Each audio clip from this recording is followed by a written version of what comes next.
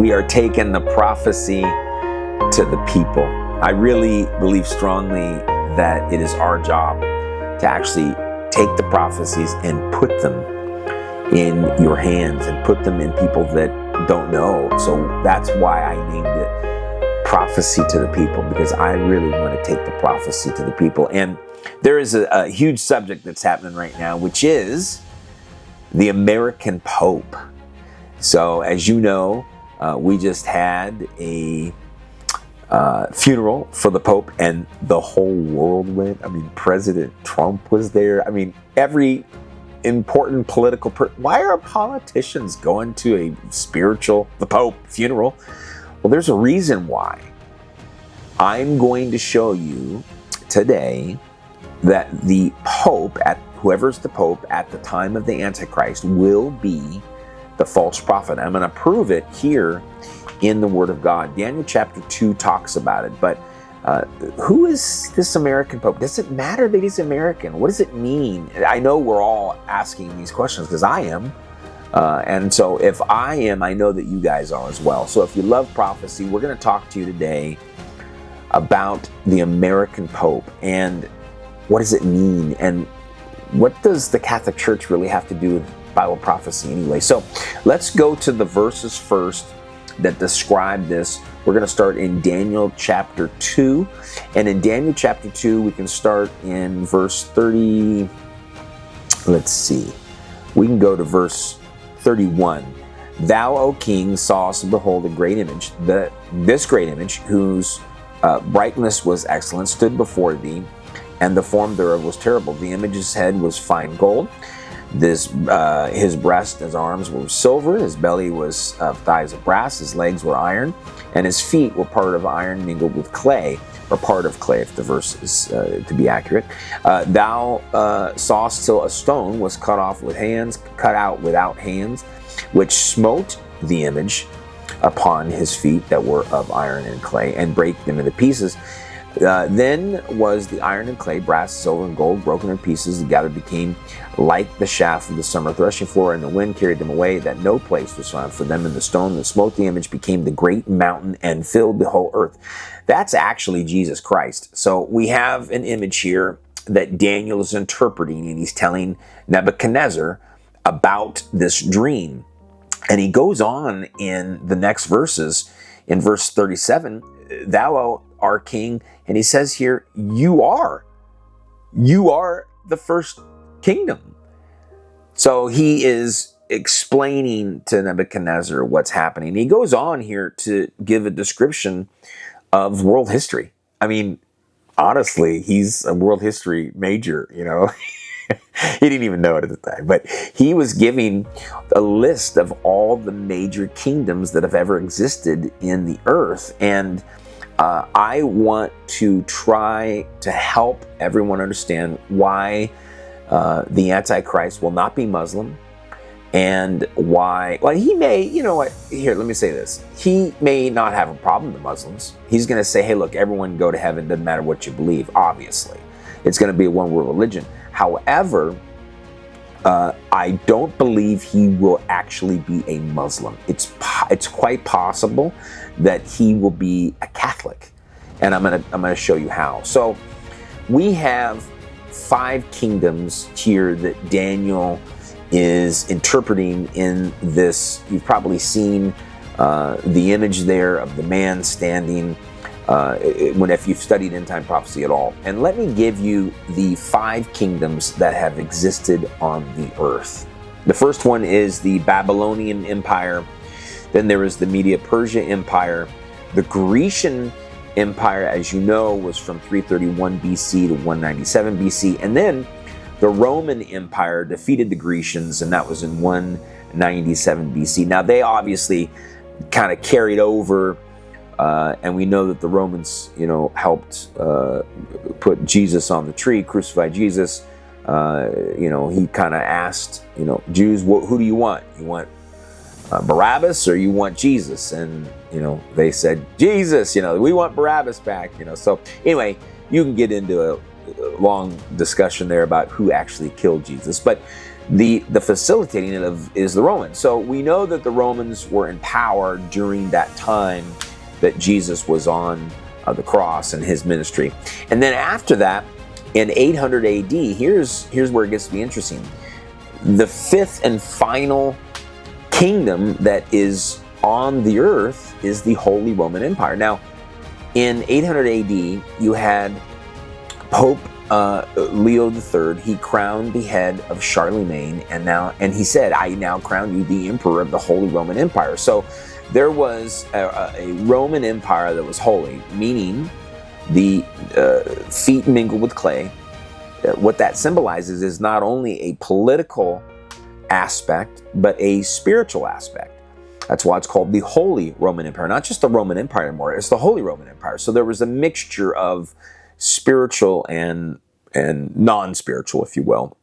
And that's the final kingdom on the earth. Now that happened in 800 AD. Now they obviously were in power for 1,000 years, and then it kind of faded off, and some things happened. And the United States obviously has been in power since 1776 and been pretty successful over the last couple hundred years.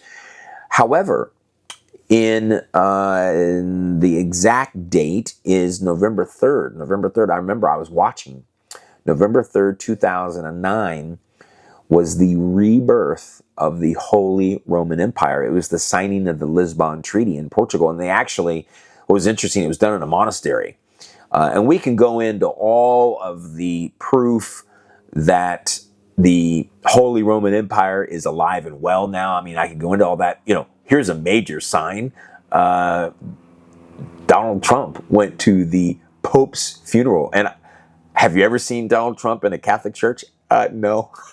He's never been. I think maybe on the day he got inaugurated, they went to I don't even know if that's a Catholic church. But the point is, you don't see him in Catholic church every weekend, so he's not a Catholic.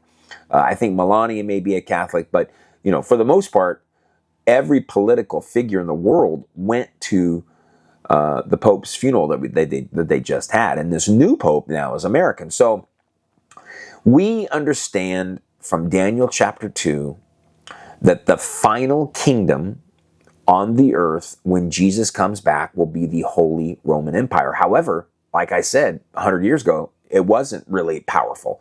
But on November 3rd in 2009, they rebirthed, if you will. They relaunched the Holy Roman Empire. And I don't have time to go into all the proof that we are right in the middle of the Holy Roman Empire. It is alive and well. We can go into that in a separate video, but that is the reason, solely right there.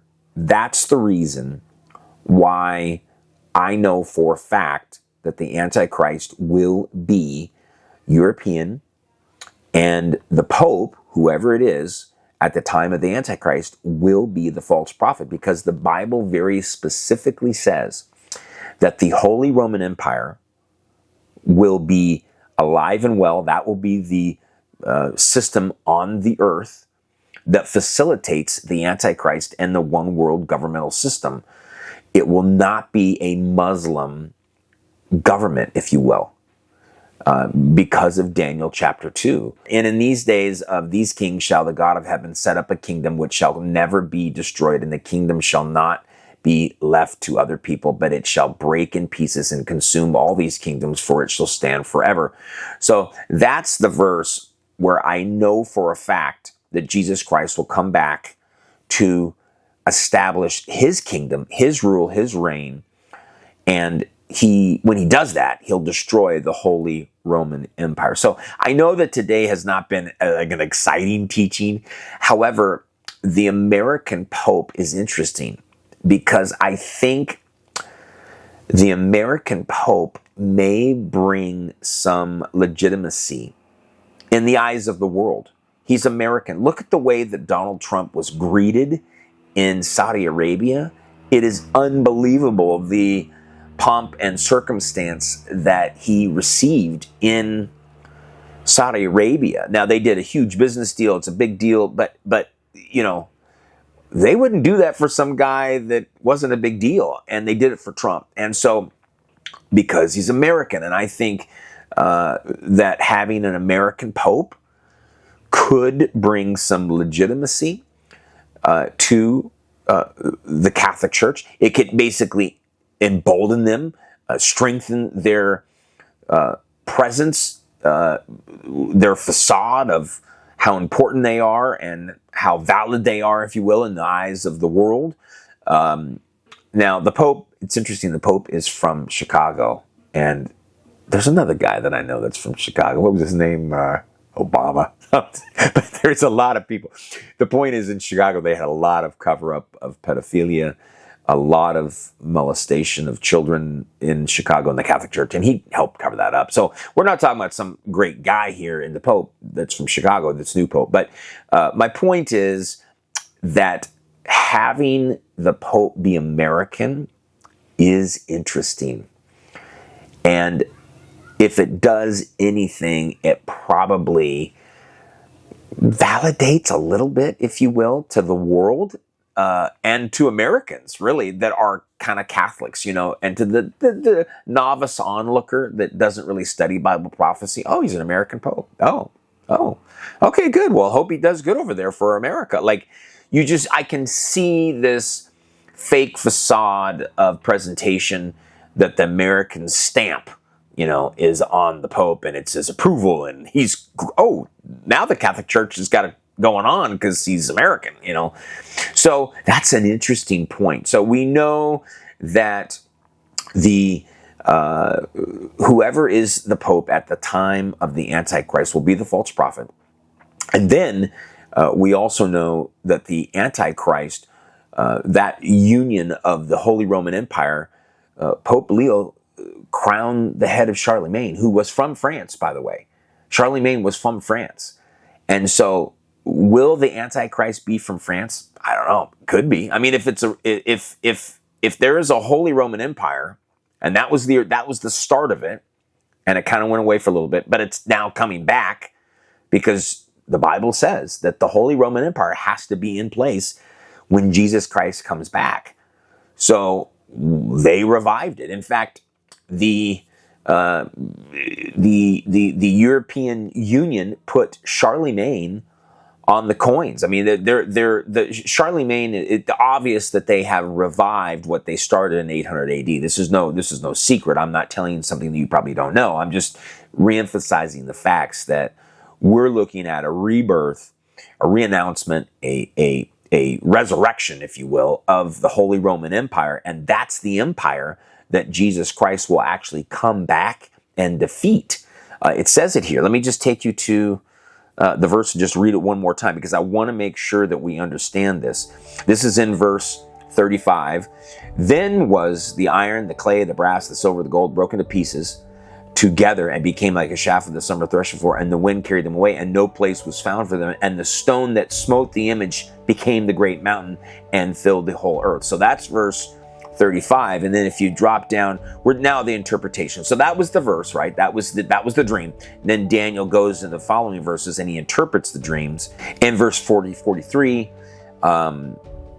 and whereas thou sawest the iron mixed with the miry clay, and these shall mingle themselves with the seed of men, but they shall not cleave one to another. And even as iron is not mixed with clay, and in the days of these kings shall God set up heaven, set up a kingdom, the God of heaven shall set up a kingdom which shall never be destroyed, and the kingdom shall not be left to other people, but it shall break into pieces and consume all the kingdoms, and it shall stand forever. So this is a depiction here. This is the teaching that the Holy Roman Empire will actually be alive and well and in full force. And that will be the kingdom that's in power during the end time that Jesus Christ will come back and destroy in cooperation with the Antichrist and his one world governmental system. Now, there's going to be a one world religion. You can believe whatever you want and still go to heaven. I understand all that, but I'm just trying to put an emphasis on the fact that the American Pope actually kind of helps validate in the eyes of the world that the Catholic Church is powerful, just like America. That's kind of my feeling. So I wanted to give you guys a great teaching today about the 5 major powers that have been throughout the course of time. And the first one was the Babylonian Empire. Second one was the Medo-Persian Empire, Grecian Empire, Roman Empire, and now we have the Holy Roman Empire that started in 800 AD, but it's been a rebirth now of the Holy Roman Empire.